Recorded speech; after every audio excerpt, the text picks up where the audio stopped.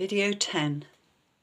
So when the morning was come, the giant goes to them again and takes them into the castle yard and shows them as his wife had bidden him. These, said he, were pilgrims as you are once, and they trespassed in my grounds as you have done. And when I thought fit, I tore them in pieces, and so within 10 days I will do you. Get you down into your den again. And with that he beat them all the way thither. They lay, therefore, all day on Saturday, in a lamentable case, as before. Now when night was come, and when Mrs. Diffidence and her husband the giant were got to bed, they began to renew their discourse of their prisoners, and withal the old giant wondered that he could neither by his blows nor counsel bring them to an end. And with that his wife replied, I fear, said she, that they live in hopes that some will come to relieve them, or that they have picklocks about them, by the means of which they hope to escape. And sayest thou so, my dear? Said the giant. I will therefore search them in the morning. Well, on Saturday, about midnight, they began to pray, and continued in prayer till almost break of day. Now, a little before it was day, good Christian, as one half amazed, brake out in this passionate speech. What a fool, quoth he, am I, thus to lie in a stinking dungeon, when I may as well walk at liberty. I have a key in my bosom, called Promise, that will, I am persuaded, open any lock in Doubting Castle. Then said Hopeful, That's good news, good brother, pluck it out of thy bosom and try. Then Christian pulled it out of his bosom, and began to try at the dungeon door, whose bolt, as he turned the key, gave back, and the door flew open with ease, and Christian and Hopeful both came out. Then he went to the outward door that leads into the castle yard, and with his key opened that door also. After he went to the iron gate, for that must be opened too, but that lock went desperately hard, yet the key did open it. Then they thrust open the gate to make their escape with speed, but that gate, as it opened, made such a cracking that it waked Giant Despair, who hastily rising to pursue his prisoners, felt his limbs to fail, for his fits took him again, so that he could by no means go after them. Then they went on, and came to the king's highway, and so were safe, because they were out of his jurisdiction. Now when they were gone over the stile, they began to contrive with themselves what they should do at that stile, to prevent those that shall come after from falling into the hands of Giant Despair. So they consented to erect there a pillar, and to engrave upon the side thereof this sentence, Over this stile is the way to Doubting Castle, which is kept by Giant Despair, who despiseth the king of the celestial country, and seeks to destroy the holy pilgrims. Many, therefore, that followed after read what was written, and escaped the danger. This done, they sang as follows. Out of the way we went, and then we found 'twas to spread upon forbidden ground, and let them that come after have a care, lest heedlessness makes them as we to fare, lest they for trespassing his prisoners are, whose castle's Doubting, and whose name is Despair. They went then till they came to the Delectable Mountains, which mountains belong to the lord of that hill, of which we have spoken before. So they went up to the mountains, to behold the gardens and orchards, the vineyards and fountains of water, where also they drank and washed themselves, and did freely eat of the vineyards. Now there were on the tops of these mountains shepherds feeding their flocks, and they stood by the highway side. The pilgrims therefore went to them, and leaning upon their staves, as is common with weary pilgrims when they stand to talk with any by the way, they asked, "Whose delectable mountains are these? And whose be the sheep that feed upon them?" The shepherds replied, "These mountains are Emmanuel's land, and they are within sight of his city, and the sheep also are his, and he laid down his life for them." "Is this the way to the celestial city?" said Christians. The shepherd replied, "Yes, you are just in your way." Christian, "How far is it thither?" "Too far for any but those that shall get thither indeed," said the shepherd. Christian, "Is the way safe or dangerous?" "Safe for those for whom it is safe, but transgressors shall fall therein," said the shepherds. Christian replied, "Is there in this place any relief for pilgrims that are weary and faint in the way?" The shepherds replied, "The Lord of these mountains hath given us a charge not to be forgetful to entertain strangers. Therefore, the good of the place is before you." I also saw in my dream that when the shepherds perceived that they were wayfaring men, they also put questions to them, to which they made answer as in other places, as, "Whence came you?" and "How got you into the way?" and "By what means have you so persevered therein?" For but few of them that begin to come hither do show their face on these mountains. But when the shepherds heard their answers, being pleased therewith, they looked very lovingly upon them, and said, "Welcome to the Delectable Mountains." The shepherds, I say, whose names were Knowledge, Experience, Watchful, and Sincere, took them by the hand, and had them to their tents, and made them partake of that which was ready at present. They said, moreover, "We would that you should stay here a while, to be acquainted with us, and yet more to solace yourselves with the good of these delectable mountains." Then they told them they were content to stay, and so they went to their rest that night, because it was very late. Then I saw in my dream that in the morning the shepherds called up Christian and Hopeful to walk with them upon the mountains. So they went forth with them and walked a while, having a pleasant prospect on every side. Then said the shepherds one to another, "Shall we show these pilgrims some wonders?" So when they had concluded to do it, they had them first to the top of a hill called Error, which was very steep on the farthest side, and bid them look down to the bottom. So Christian and Hopeful looked down, and saw at the bottom several men dashed all to pieces by a fall that they had had from the top. Then said Christian, "What meaneth this?"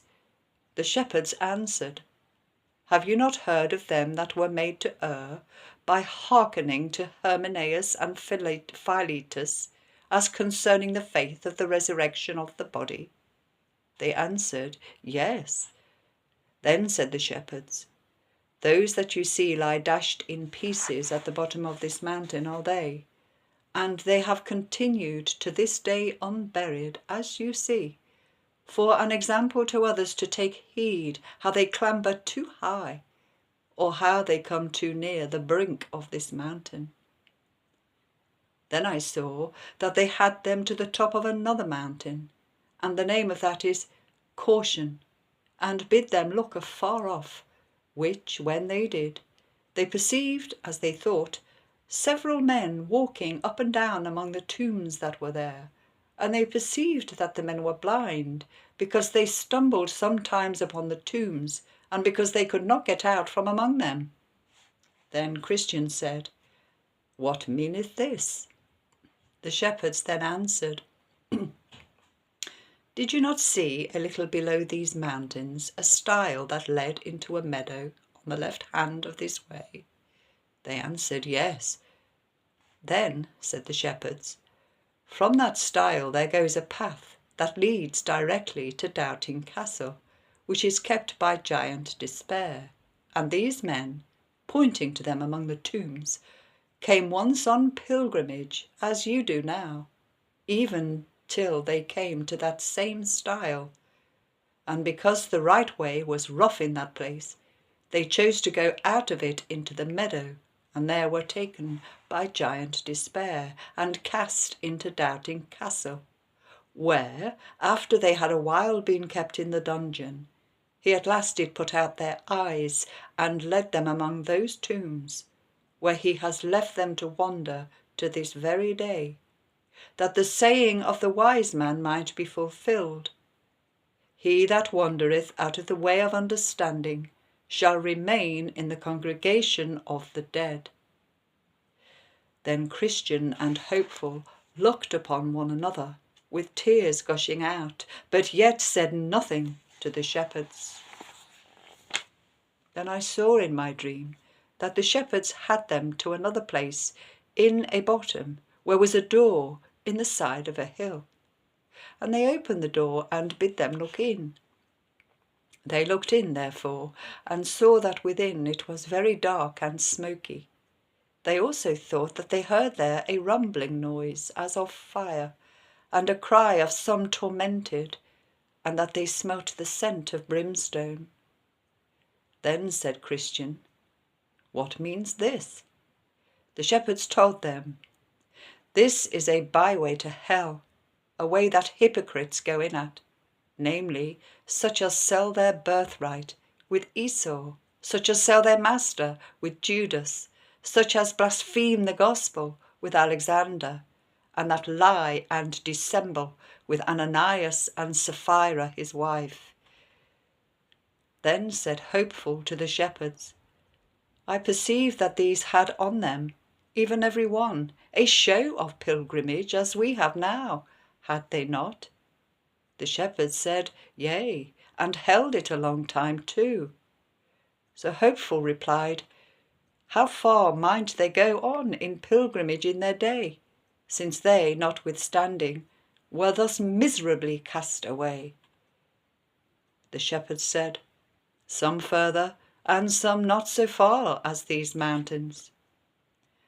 Then said the pilgrims one to another, We have need to cry to the strong for strength. The shepherds replied, Aye, and you will have need to use it when you have it. By this time the pilgrims had a desire to go forwards, and the shepherds a desire they should. So they walked together towards the end of the mountains. Then said the shepherds one to another, Let us here show to the pilgrims the gates of the celestial city. If they have skill to look through our perspective glass. The pilgrims then lovingly accepted the motion, so they had them to the top of a high hill called Clear, and gave them the glass to look. Then they essayed to look, but the remembrance of that last thing that the shepherds had showed them made their hands shake, by means of which impediment they could not look steadily through the glass, yet thought they saw something like the gate, and also some of the glory of the place. Then they went away and sang this song. Thus by the shepherds secrets are revealed, which from all other men are kept concealed. Come to the shepherds then, if you would see things deep, things hid, and that mysterious be. When they were about to depart, one of the shepherds gave them a note of the way. Another of them bid beware of the flatterer. The third bid them take heed that they sleep not upon the enchanted ground. And the fourth bid them Godspeed. So I awoke from my dream. And I slept and dreamed again, and saw the same two pilgrims going down the mountains along the highway towards the city.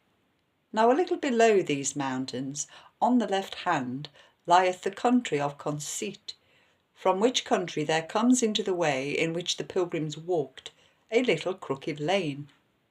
Here, therefore, they met with a very brisk lad that came out of that country, and his name was Ignorance. So Christian asked him from what parts he came, and whither he was going. Ignorance said, Sir, I was born in the country that lieth off there, a little on the left hand, and am going to the celestial city. But how do you think to get in at the gate? For you may find some difficulty there, said Christian. Ignorance replied, As other good people doth, said he. Christian said, But what have you to show at the gate that may cause that the gate should be opened to you? Ignorance said, I know my Lord's will, and have been a good liver. I pay every man his own, I pray, fast, pay tithes, and give alms, and have left my country for whither I am going. Christian said, But thou camest not in at the wicket gate, that is at the head of this way. Thou camest in hither through that same crooked lane. And therefore I fear, however thou mayest think of thyself, when the reckoning day shall come, thou wilt have laid to thy charge that thou art a thief and a robber, instead of getting admittance into the city. Ignorance said, Gentlemen, ye be utter strangers to me, I know you not. Be content to follow the religion of your country, and I will follow the religion of mine. I hope all will be well. And as for the gate that you talk of, all the world knows that that is a great way off of our country. I cannot think that any man in all our parts doth so much as know the way to it, nor need to, for that matter, whether they do or no, since we have, as you see, a fine, pleasant, green lane that comes down from our country, the next way into the way. When Christian saw that the man was wise in his own conceit, he said to Hopeful whisperingly, There is more hopes of a fool than of him, and said, moreover, When he that is a fool walketh by the way, his wisdom faileth him, and he saith to every one that he is a fool. What shall we talk further with him? Or shall we outgo him at present, and so leave him to think of what he hath heard already, and then stop again for him afterwards, and see if by degrees we can do any good by him?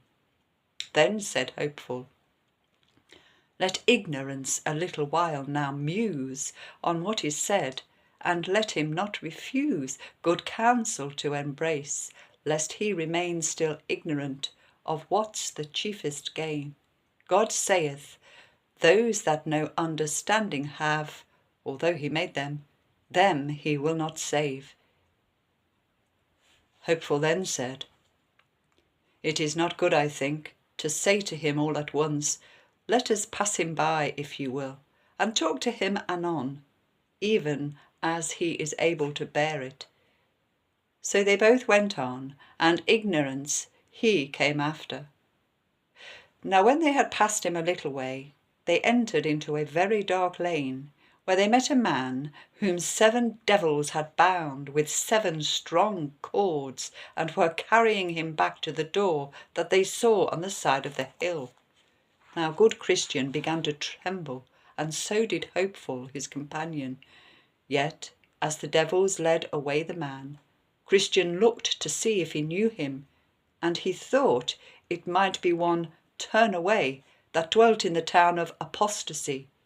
But he did not perfectly see his face, for he did hang his head like a thief that is found, but being gone past, Hopeful looked after him and espied on his back a paper with this inscription, Wanton professor and damnable apostate.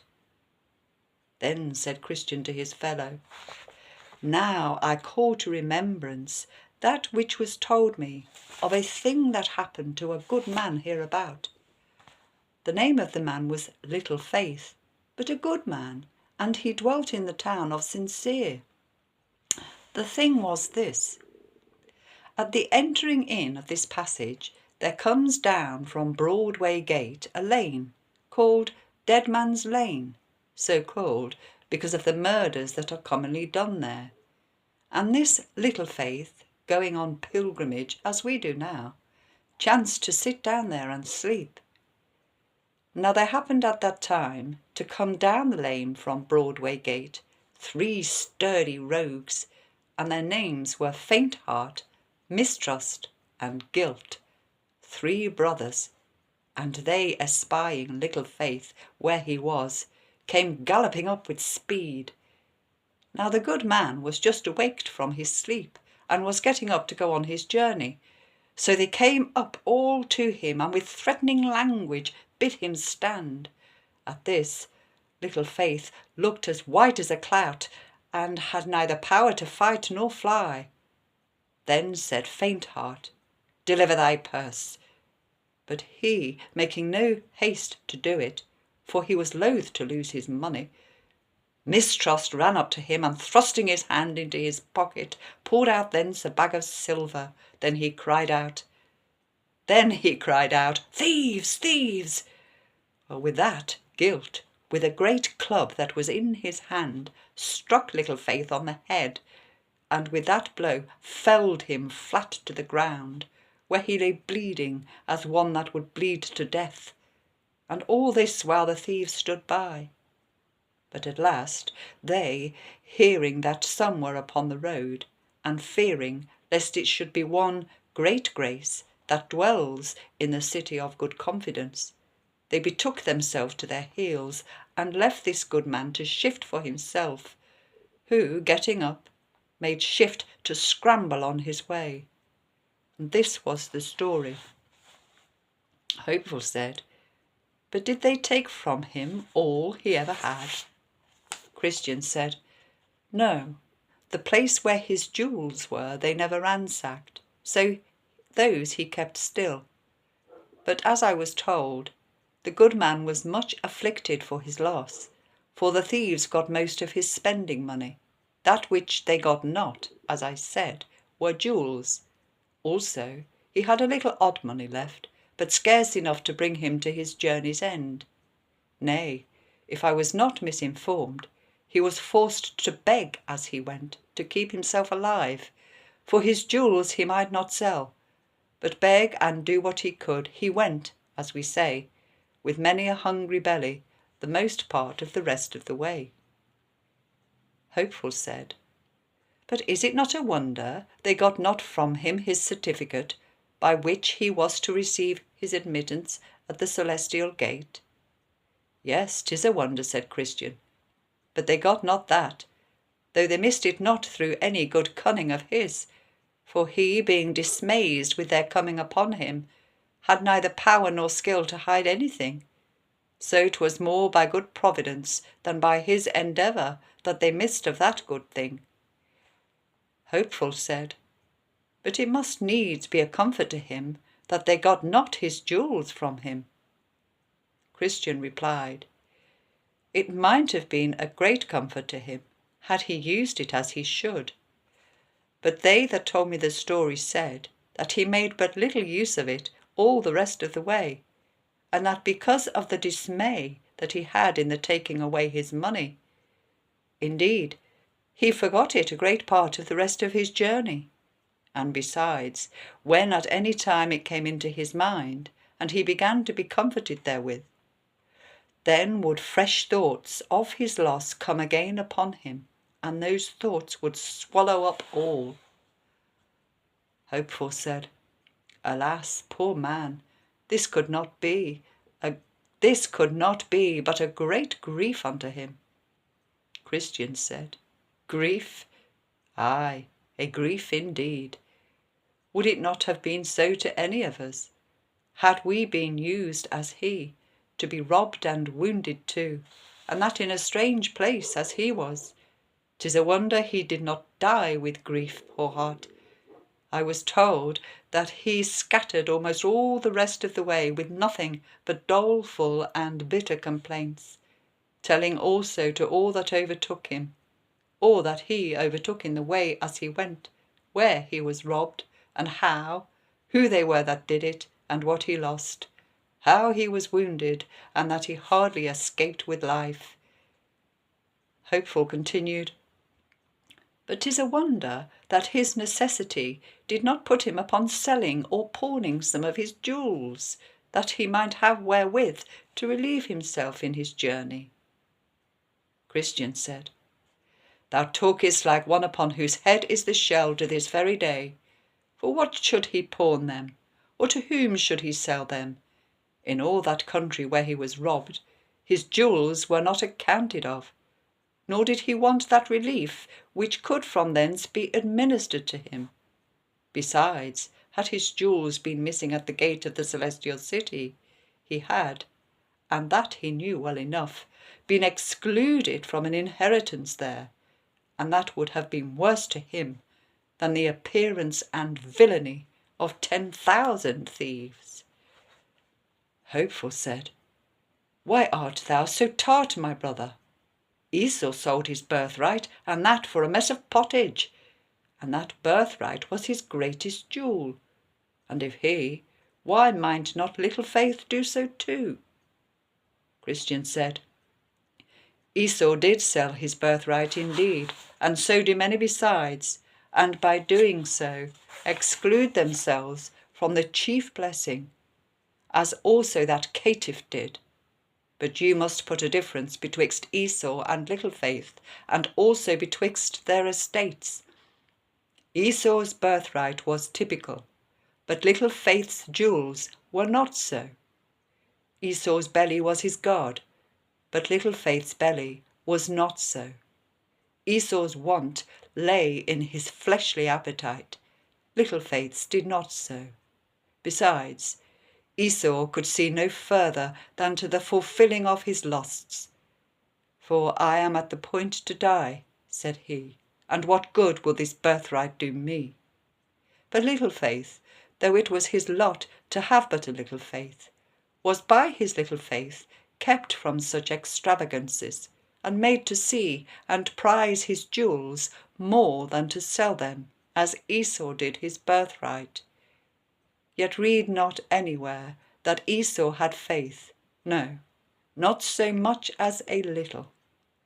Therefore no marvel if, where the flesh only bears sway, as it will in that man where no faith is to resist, if he sells his birthright, and his soul and all, and that to the devil of hell, for it is with such as it is with the ass, who in her occasion cannot be turned away.